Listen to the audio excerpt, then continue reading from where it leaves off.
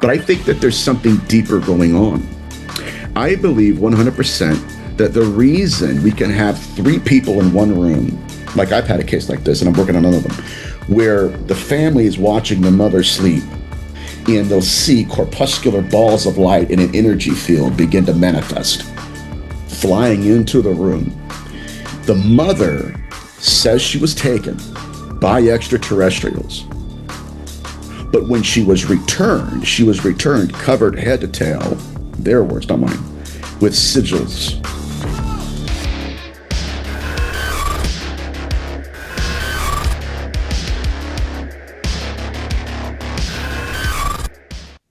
Welcome. I'm here again with Nathaniel Gillis. Nathaniel, welcome back, my friend. Thank you. It's always a pleasure, and I consider you a good friend of mine now, and I always enjoy my time with you, so thank you for having me on.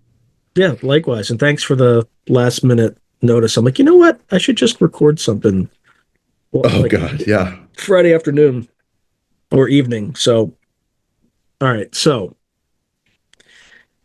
we're about to unalive something that very many people hold dear. All right, I'd use the M word, but God knows if I use it this early in the podcast, I'd probably get like shadow banned, even though I'm probably already shadow banned. CE5, or a more politically correct term is HICE, Human-Initiated Contact Events. Okay? Correct. So, what do you think of all this? Good idea? I think it's a fallacy. I think that it's an entity-initiated process, number one. Number two, I see no evidence to suggest that we know what they are, even to the point of what they appear to be. It's nothing novel, you know. The problem is, even within ufology, especially within ufology, there's a lot of recontextualizing going on to get people's attention off of what's actually occurring. You know, early on in my career, I realized that in order for me to get an objective understanding of what's going on, and not something that's purely ego-driven or a projection of some kind of dogmatism I inherited, I had to look at the phenomenology. And even with respect to demonology, I realized that I had to understand it within the larger context of the phenomenon. So that's what led me into incubi cases and just various, cases of assaults and how they began. Then that led me into abduction accounts. And then here I am 5 years later, still groping in the darkness, but hopefully having a better understanding of at least what questions are worth asking. And so I could tell you my perspective of the CE5, and then we can kind of go from there. But the CE5 movement is just the newest, terminology to help us understand an ancient practice. Matter of fact, if you go into ancient Mesopotamia, even in northern Syria, perhaps, these practitioners were building their altars directly under the phenomenon. And how did they know that? Because the phenomenon was manifesting to them, goading them, guiding them into interfacing with it. And then suddenly now you have not just initiates, but you start having people that started realizing what the phenomenon wanted from them. You do A, B, and C for me, I will manifest to you. And so one of the very first terminologies for the linguists out there to describe that whole scenario was the Hebrew word Sheol, northern Syria, where Sheol, or at least hell, wasn't underneath the earth. It was wherever the phenomenon wanted you to be. And so in antiquity, you would have somebody, like I said before in many shows, is stoking the embers of a dying fire, and here comes a download. I want you to do A, B, and C. Then they would go out and they would do A, B, and C. And sometimes it was just interfacing with the cosmology of stars up until the phenomenon incarnated.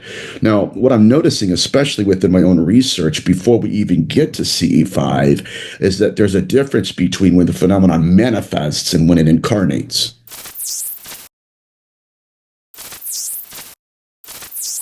To advertise on Through a Glass Darkly, email throughaglassdarkly@gmail.com.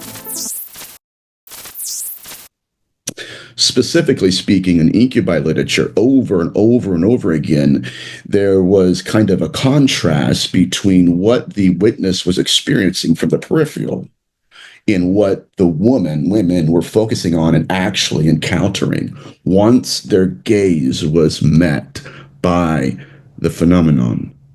And so between the manifestation and the gaze, there was an archetype that manifested to them that the phenomenon was wearing as a mask to literally moderate their behavior.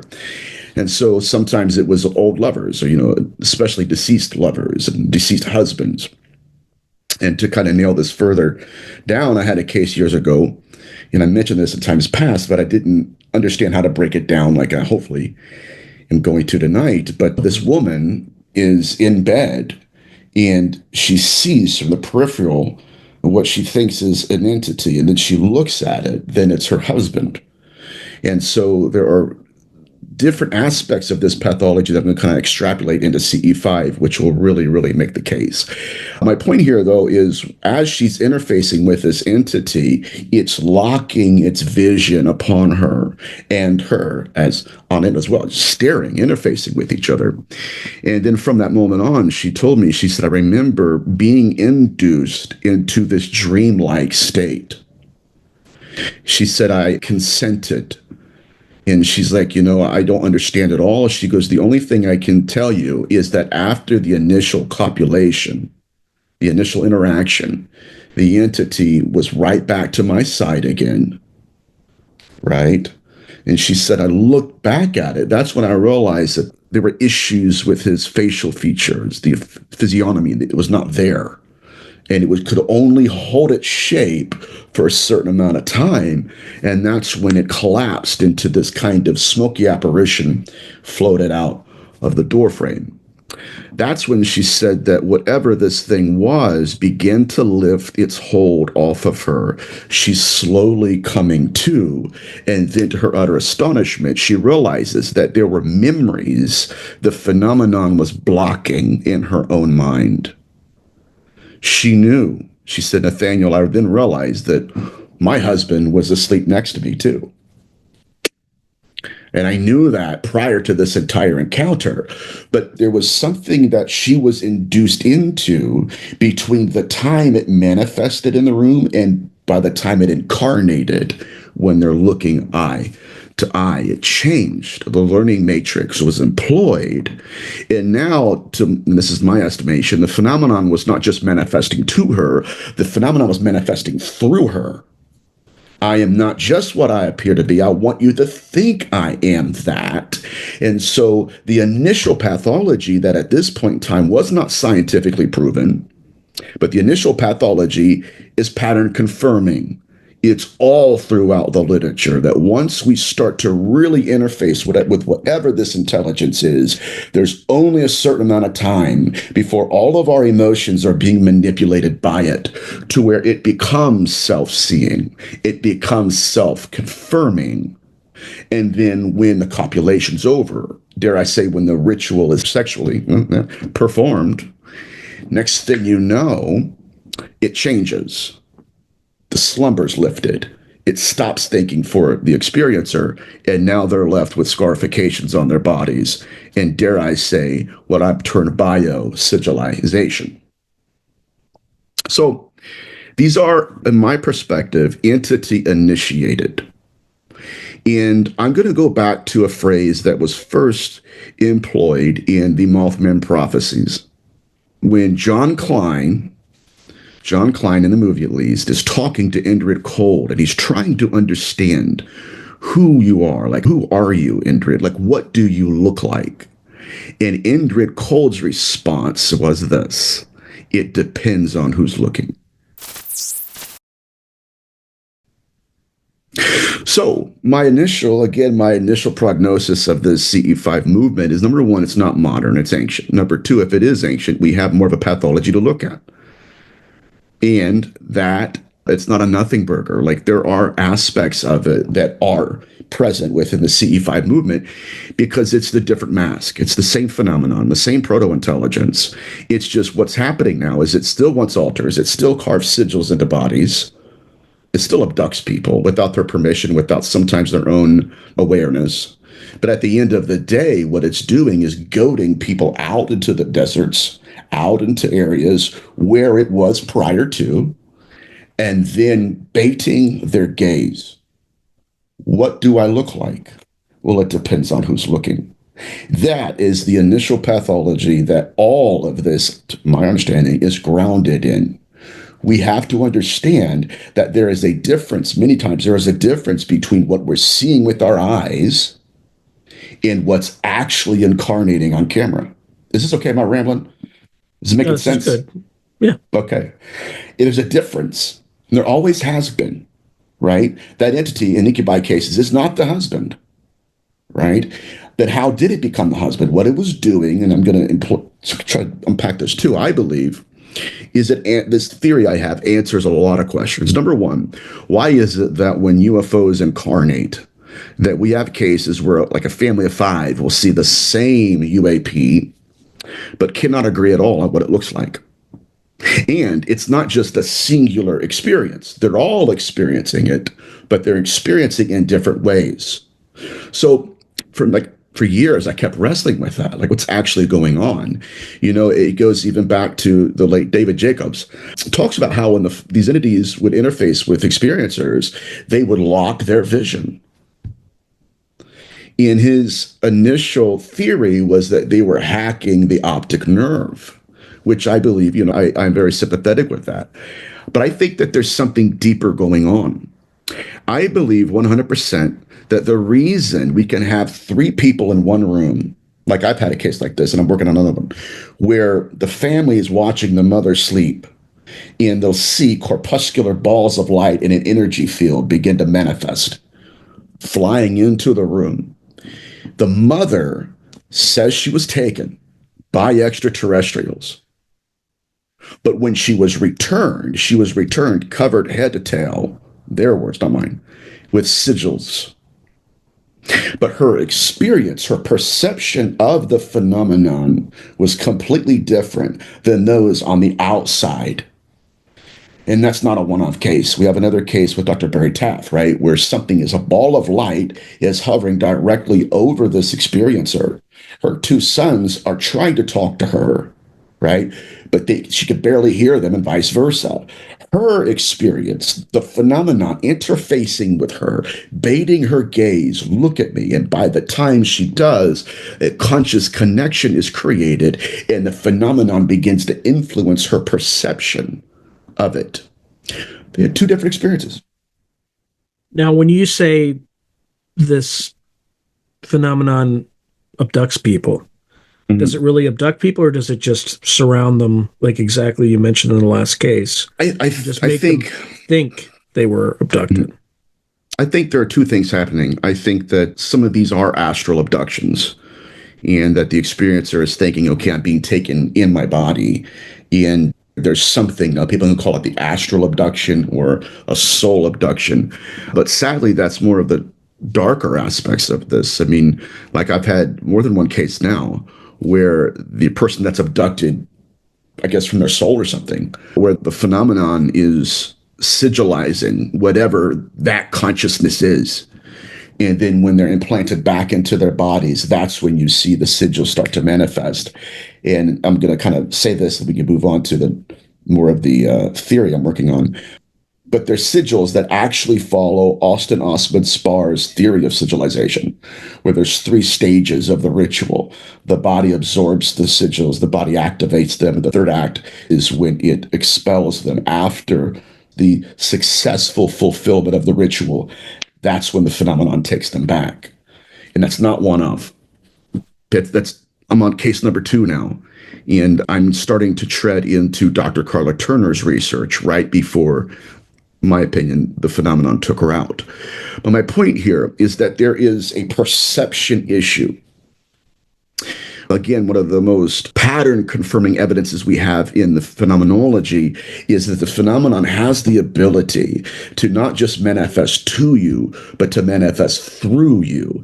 And so it's like the case study I had in India, where it's one single entity, but it was manifesting to the experiencer, and then manifesting to her. It was almost using archetypes from her own subconscious to mask its presence with her. So the questions that she was asking me was, how can it be all of my ex-boyfriends? It was literally trying to work her like, okay, like which one will you give consent to?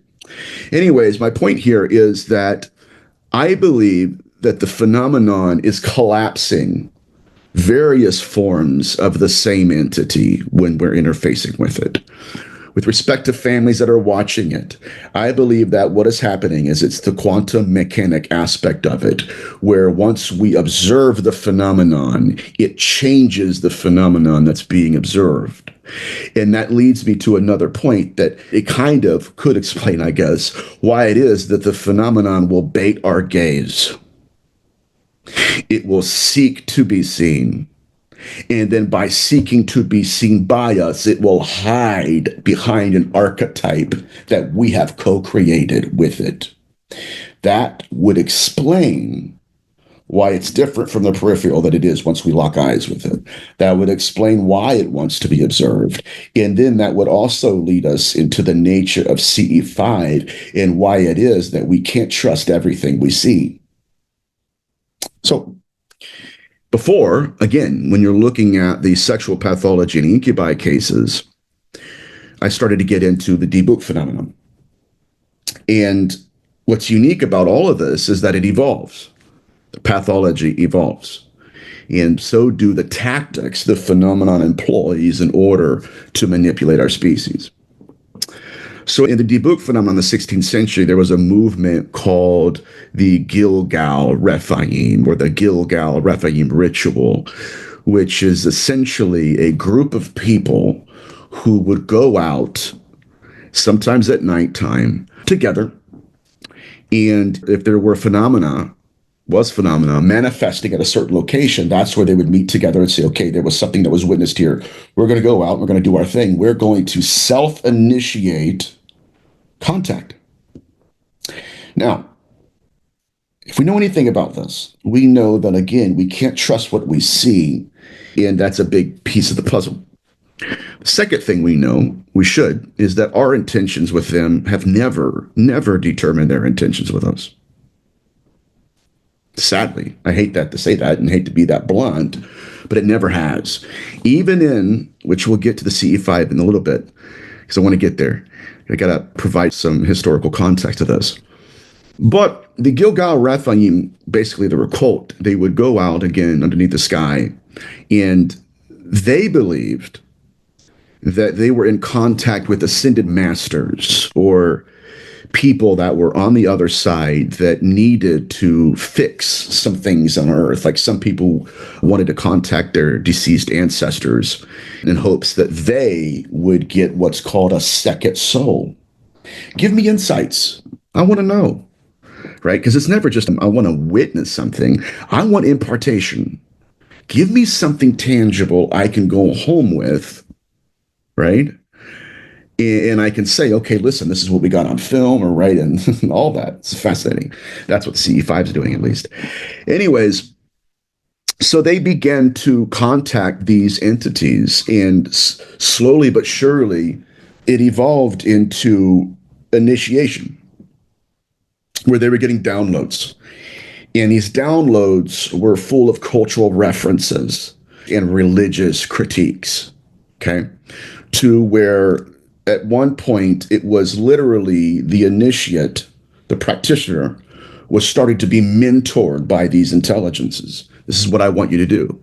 And slowly but surely, that entity's worldview started to be downloaded into these individuals' minds.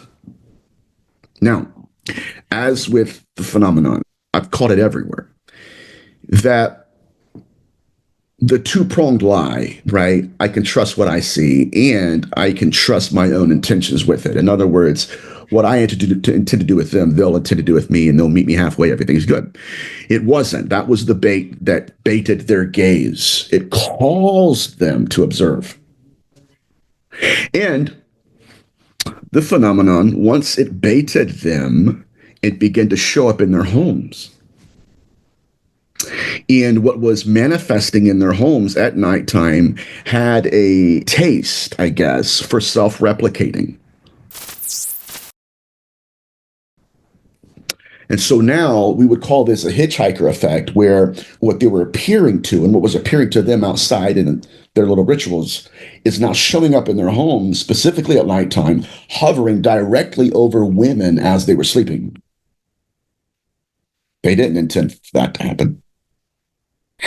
And so these entities that were initially supposed to be deceased ancestors or some kind of ascended masters, very benevolent, right? They would never possibly disobey my intentions, and yet they did. And now these witnesses, this is fascinating, are now being induced into dreamlike states, and they're being accosted by entities that they didn't even know existed. These entities had the same sexual pathology as incubi, hovering directly over the bodies as they slept. The next morning, same women, this was in Safdi, Israel, are thinking to themselves, this number one, that was just a dream, but number two, nothing bad could have happened to me because we have been performing our rituals correctly.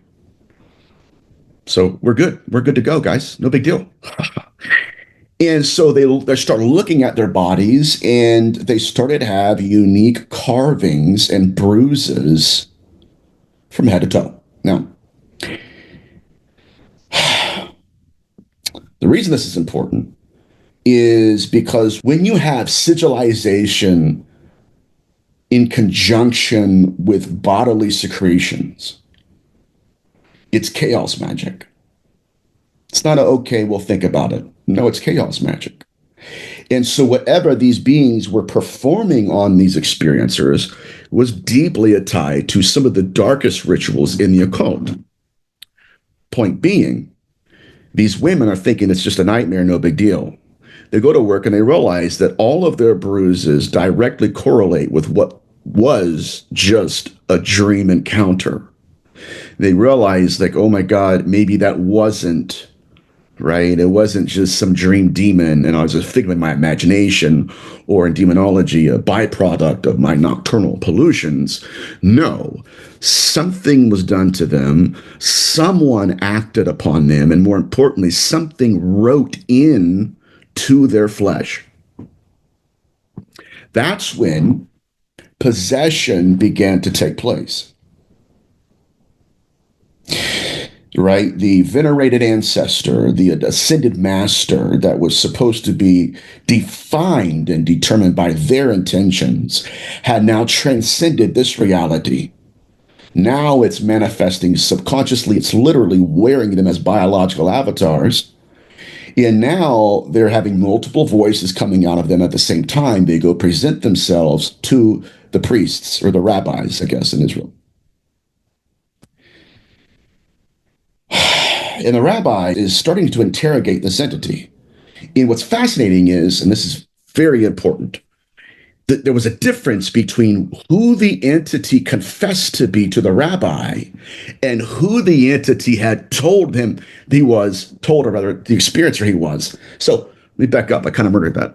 There was a difference between who the entity said he was to the experiencer and who he told the rabbi he was once he got inside their skin. Not the same identity. So what's the difference? What's the difference in who's he telling the truth to? There we go. We don't know. That's what's fascinating. One was an ascended master, the guy that again, this is okay. I'm an ascended master. Okay, let's go interface. Let's do, blah, blah, blah, blah, blah. Okay, I'm ascended master. Boom, I need you to solve my murder. That's what happened, Sean. I need you to solve my murder. I was murdered. Don't you know I was murdered? And again, you have to understand the cognitive dissonance of this practitioner. Again, it's called Spirit Possession in Judaism in a book called Between Two Worlds. So for bibliophiles. And so my point is, the cognitive dissonance in the experiencer was, I was told my good intentions would define and determine who came towards me. That's when the question was proposed, is it possible, again, that the phenomenon was baiting their gaze, seeking to be seen, and once the conscious connection was created, then the phenomenon went from manifestation to incarnation. And then from that point on, now it's wearing them as avatars. They're not just thinking like them. They're being thought for by them. So much so, and this is why people have to understand phenomenology, is that not only were these entities using these experiencers as hosts, but it merged into hybridism, Sean. So now these practitioners are not just impregnated by the entities, which is what they were. The sexual pathology mutated. Now the possessing spirit is now forming itself. This is documented, forming itself like a fetus in the womb. And they're looking at this entity and they're looking at, okay, are you pregnant? No, I'm not. Really? People don't get this. This is why it's important to do the research, my friend. I'm not talking to you about that, right? We're good. But here they are talking to these experiencers. And again, the sexual pathology was nearly just female. And so they're talking to them and they're starting to notice, okay, so are you pregnant? I'm a virgin. Okay, that's interesting. Sure. So you've never been intimate? Not at all. But I did have a dream the other night, and it's kind of started, all this mess I've been involved in. So that's when they started catching these entities. Now, this is in the mythology, but it's fascinating. It's not even mythology, it's in their demonology. My point here is they started noticing that the entity that had goaded their gaze and baited their gaze not only impregnated them, but now, according to their own confession, it was shaping itself into a fetus in their womb. And so that's when they said that the debut phenomenon as hybridism was the impregnation of the dead in the bodies of the living. Now we start to see the emergence of hybridism as it was known before ufology tried to redefine it and decontextualize it, right? We have our own altars. It has nothing to do with anything else. And so my point is, now they're putting their thumbs on the wrists of these experiencers. They're feeling two heartbeats in the same body, two pulses in the same body. That's when they realized that the whole definition of the debut phenomenon was not just strictly limited to the impregnation of the dead in the bodies of the living, but they realized that these experiencers were not impregnated by the entity. They were pregnant with them. In that this entire scenario had been designed to bait their gaze and lead them from one stage of initiation into a series of other stages to where they're being acted upon. That's the correct context from my perspective of CE5. Now, getting back to the principal message, we cannot trust what we see at all. We can only, again, my humble opinion, we can only go by pathology. What am I being left with, right? If it is a deceased ancestor, why is it carving sigils on my body? Matter of fact, if it's an extraterrestrial, why are they Theban? Right? Doesn't make sense. It's not meant to. It's just another archetype, mask the phenomenon employs to moderate human behavior. Now, CE5. There are times when the CE5 seems to be self-initiated. I would suggest it's not. I would suggest the phenomenon is doing what it always does. Look this way. Oh, we got to go out tonight. Why? Well, I have to go initiate contact. What if the contact was already initiated? What if you're the contact? And it's baiting your gaze, right? Seeking to be seen by you. So I'm going to go through some cases. And first of all, we're going to start. This is almost a lecture, isn't it? We're almost an hour in, bud. Now we're about 32 minutes in. We're going to start with Jake Barber, Skywatcher, and a gentleman by the name, I believe his name is Chris Fowler, which they both just did an interview with Chris Cuomo on News Nation. What they're starting to realize is the same thing we've always known in the phenomenology, is that when we are gazing and observing the phenomenon, right, the same phenomenon that said, hey, look at me. Now we're observing it It's collapsing itself, using observer effect to collapse itself into something that it is not. And now what they're realizing, my friend, is that what they're witnessing with their eyes is not at all what they're capturing on camera. That's alarming, because the lie has always been these are new entities, right? This is a new practice. Yeah, there's no context for this. There absolutely is, right? Just like the altars didn't originate in ufology, they originated in northern Syria, right? So my point here, at least, absolutely, yeah. And so my point here is that that what they're seeing is not what's actually there. So it's fascinating because actually Chris Fowler even mentions this in the correct context, and I'm giving the correct context because I don't want people to be like, okay, you took it out of context, Nathaniel. But he was talking about like the fact that when they're witnessing these UAP, that they don't know where they're from, right? So he went through China, Russia, the United States, or ETH, whatever.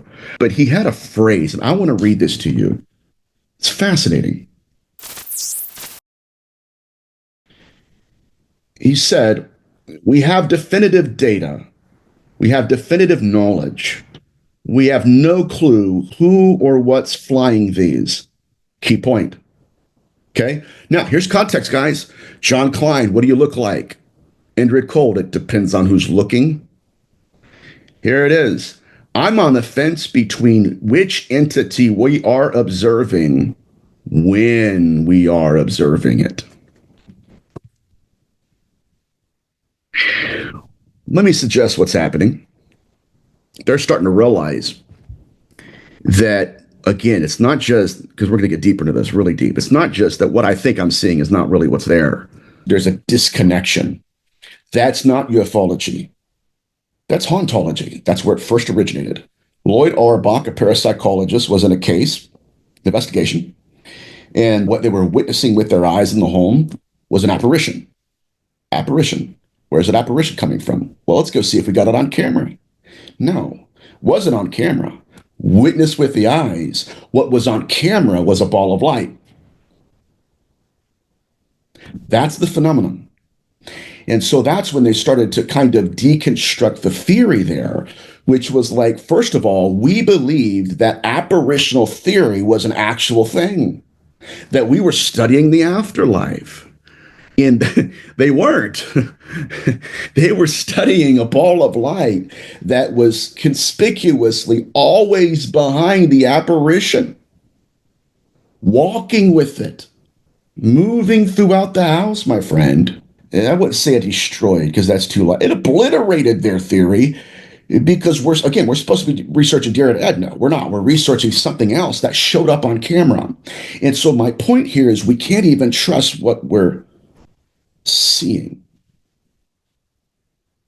We can't. Let's go a little bit deeper here. The CE5 movement, and this is going to be coming out here soon because the writing's on the wall. If I'm not going to bring it out, somebody else will. That the specific burns that are being found on some practitioners of CE5 are also not novel. These are ritually engineered designs. Okay? Now, CE5 being kind of like the first contact, right? We went through all the other 4 stages. Now we're self-initiating it. What we're having now is the same sigils that are being found on experiencers are also now manifesting as burns on some CE5 practitioners. Oops. And these are good. Are these Theban script? If not Theban, they're in 4 different categories. One of them's Theban, the other ones they're Goetic, and the third one is Malachim, which is another form of magic. Goetic are like it's from like the lesser keys of lessers. Solomon. Absolutely. Now, I'm going to go to a case in Brazil, 1957. This came from Jacques Vallée's book, Passport to Magonia. It's Antonio Velas Boas. Probably mispronounced it. But this is just an abduction. We're not even going to talk about the CE5, right? For now. It's an abduction case. But he was abducted by lights. And when he was returned with a red geometric symbol that manifested directly after a succubus encounter. It's chaos magic. An alien sigilized his body while the act of copulation was going on. That's not an experiment. I mean, it could be, but it's connected chaos magic. And so it's not just that, but their burns. Let's go there. When these sigils are manifesting, they're called biosigilizations. And when they're manifesting, it's not like somebody, they're manifesting as burns. One of the cases that I've been working on, one of Dr. Carter Turner's old cases, these were burn sigils. And so when this experiencer went to the hospital, the physician freaked out and said, I don't know what this is, but there's too many of them. Just put a heated blanket on, go back home. They went through 3 stages, all right? 3 stages of, again, absorption, activation, and basically ejection. Same thing with this gentleman. After copulation with the sigilization, they left in time. And that's supposed to be a UFO event, an extraterrestrial event. My point being is that these are burns. Okay? When we're listening to a religious scholar who, let's say, is being given pictures by Gary Nolan, and her testimony, people say, well, Nathaniel, you misquoted her. No, I didn't. I don't misquote. She was asked, what was going on here? What made you turn and think this was about religion? Like, what was it about some of these CE5 cases pushed you in that direction? She's like, well, one day I sat down with Gary Nolan. And Gary Nolan began to show me, what did she show him? Pictures of burns left on the bodies of some CE5 practitioners. And she's like, well, I'm a religious scholar, and, I'm kind of looking at this originally from just an objective perspective, but, now I'm thinking, okay, there may be something going on, right? So here's Gary Nolan giving her pictures of these burns. And so her thing was, okay, the only thing I'm willing to say is after I looked at these photographs, by the way, guys, this is the same conversation when she said NASA was performing rituals. That was where her head was. She said that after I looked at the burns, I went home and I prayed.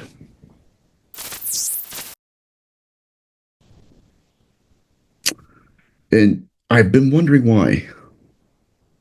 I'm going to suggest that in the next 5 years, that the research I'm doing and others that have clearances, I don't have a clearance, you're going to start seeing photographs of the initial pathology of this phenomenon.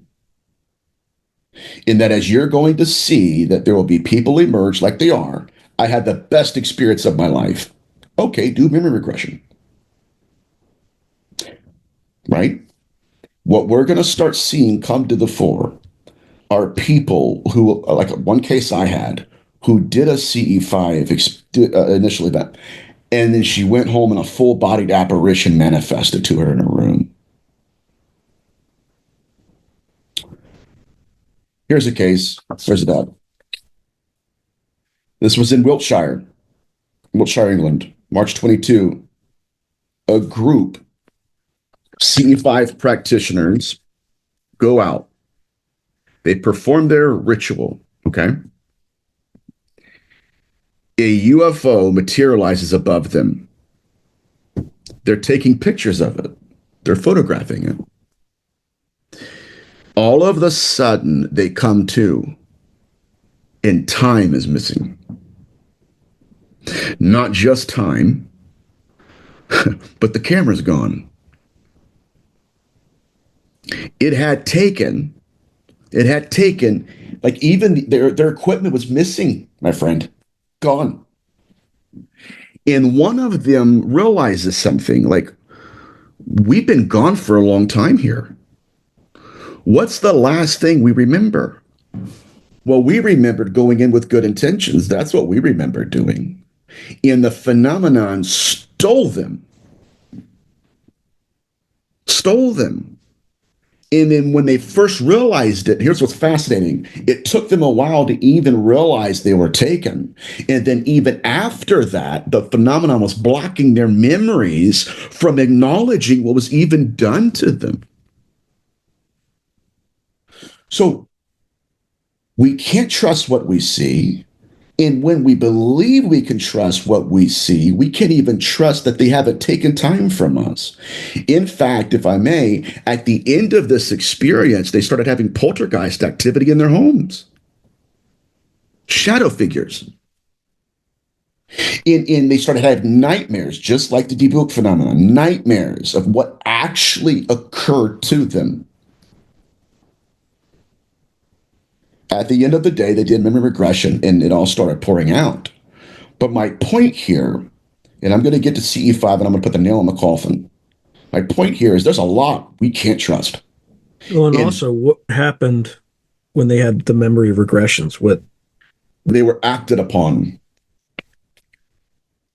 placed on tables, and things were done to them that were sinister. So, with respect to, again, the difference between manifestation and incarnation, there's a reason that's occurring. It's not a figment of my imagination. Again, it's pattern confirming. It's everywhere in the phenomenology. But that at first, that's just a theory, right? Or at least these are anecdotal accounts of, well, this is what I believe happened, right? There's manifestation, or there's the thought to go out and observe. It's no different than the entity seeking the gaze of the experiencer, right? Boom, boom, boom, boom. It seeks the gaze. It creates the conscious connection. And then, like the case I had, suddenly there is the slumber effect that happens. And sometimes the person notices it. Other times they don't. But the phenomenon begins to think on their behalf. So I reached out to one of my mentors.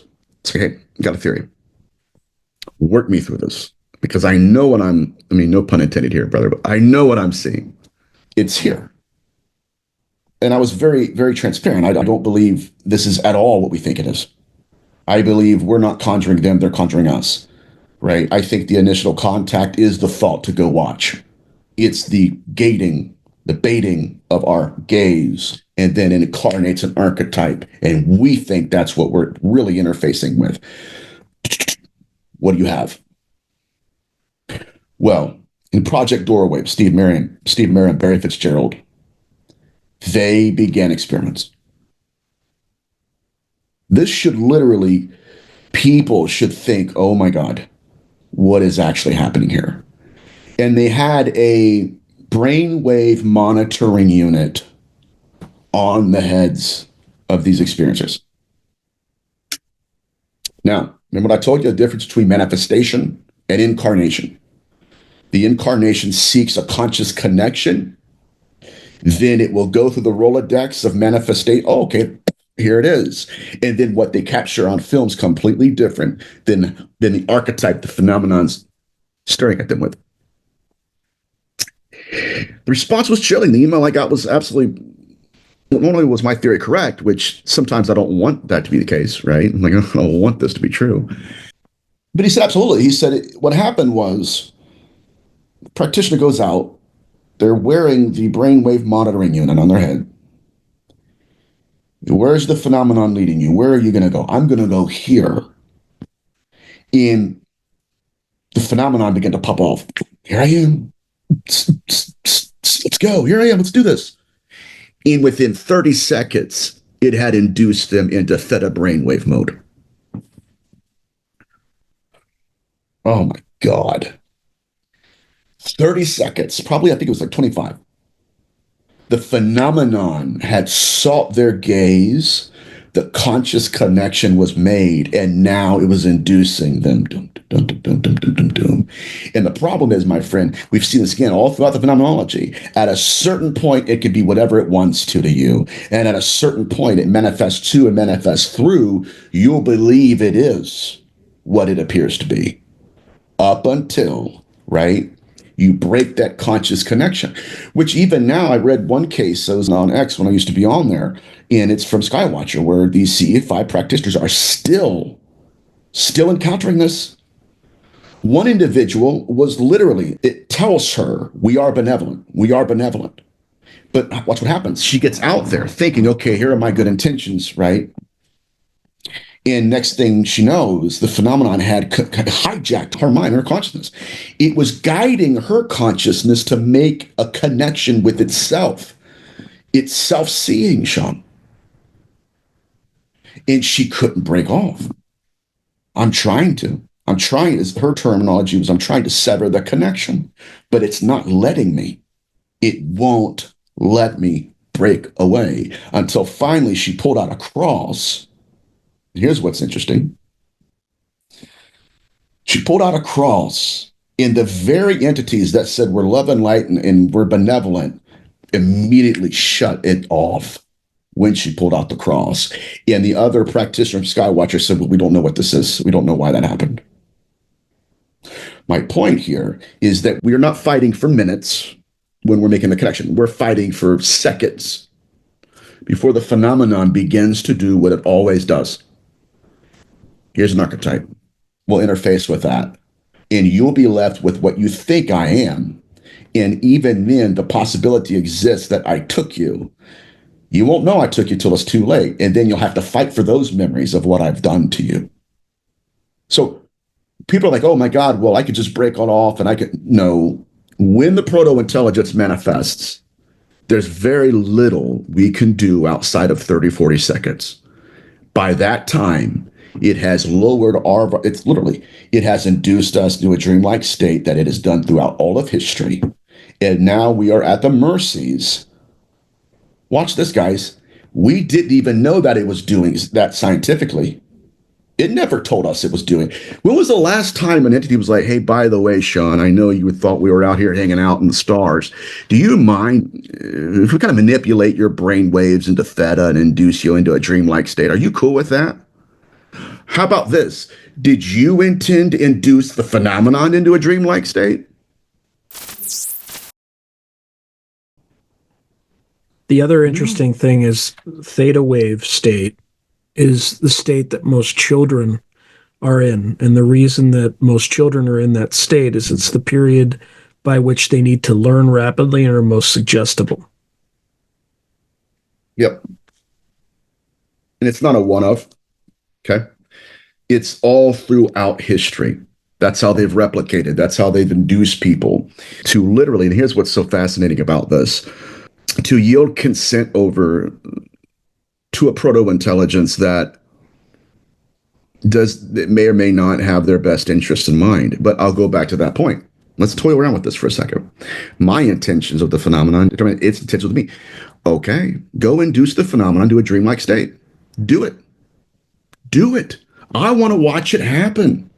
Okay, why don't we go test their brainwaves? Can't do that either. But what we know for sure is that most of the time, what we're witnessing with our eyes, be it an entity initiation, right, or an entity initiated event, or some kind of UAP. I'll go back to it. What do you look like? Depends on who's looking. How does someone test these things in order to achieve some sort of discernment? Well, it goes back to testing the spirits, and people are going to say Nathaniel is just a religious zealot. Okay, whatever. But you do have to test them. You have to test them what they're doing. See, if these practitioners knew, right, that their gaze was being baited by the phenomenon and, oh my God, I'm going to go out there and self-initiate. No, you were initiated with the thought to see. It sought your sight to incarnate. If they knew they were going to be taken, they would have done it. Again, let's just hypothesize that the phenomenon's just up front. It can't be, because it's removing memory. And suppose that what it's doing to us is for our benefit, it's all love and light, then why not let us remember it? Because it's not. Some of these people are being acted upon. They're being sigilized in conjunction with chaos magic. Now, the phenomenon controls, and we're almost to an hour because I can just keep on bleeding in, because now we're going to go into the control matrix where the phenomenon that is all love and light isn't all love and light.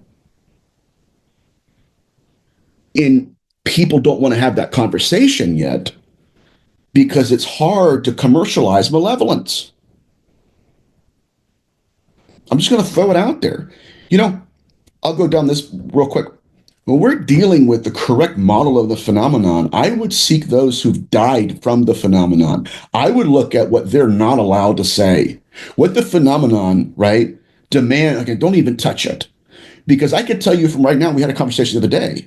I could go on shows and tell you to their Pleiadians, and I could talk about how, they're giving you fluffy bunny rabbits in your nightmares, and then 100,000 views. But when I actually start to get to the data set and say, listen, we have people being sigilized without their consent and memory most of the time.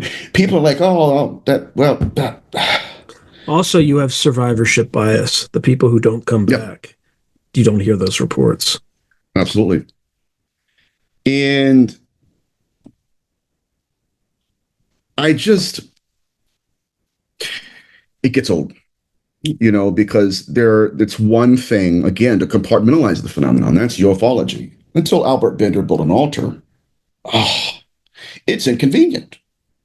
Matter of fact, it's inconvenient for Albert Bender to have come with his theses, literally, years of being in ufology. All right, any final words for the audience?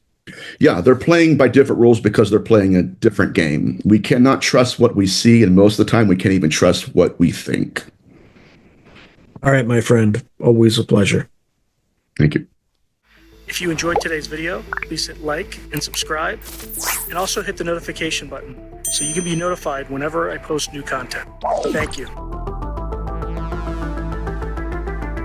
Now, if you're enjoying the channel and you want to support it, there are several things you can do. In fact, there are 5 things you can do. The first thing you can do is just buy my books. I got plenty of books out in the market right now, and I would prefer that folks buy a book rather than giving me direct support, because they get something out of it. They get a real tangible product. The second way you can support me is by becoming a member on YouTube or becoming a patron on Patreon. And just go to either site and it'll explain everything.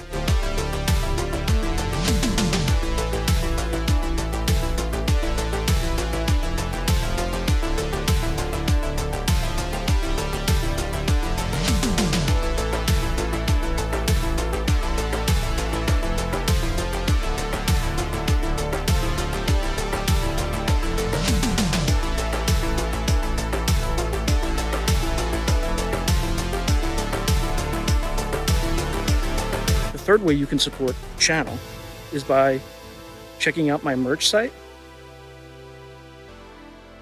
which is here. There's plenty of stuff that you can get to support the channel.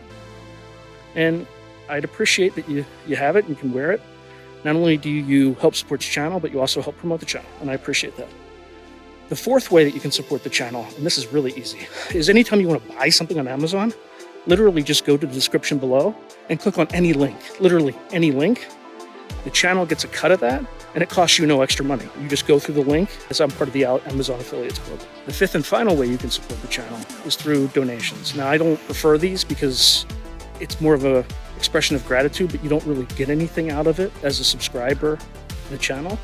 However, if you decide to do these options, there's 2 options. There's Buy Me a Coffee, which is a separate site, and there's also, you can go through YouTube with either a super chat, super sticker, or a super thanks. Again, I prefer Buy Me a Coffee because that organization takes less money than Amazon does. But either way, I appreciate any support you are willing to give the channel. So thank you very much, and keep watching. I really appreciate it.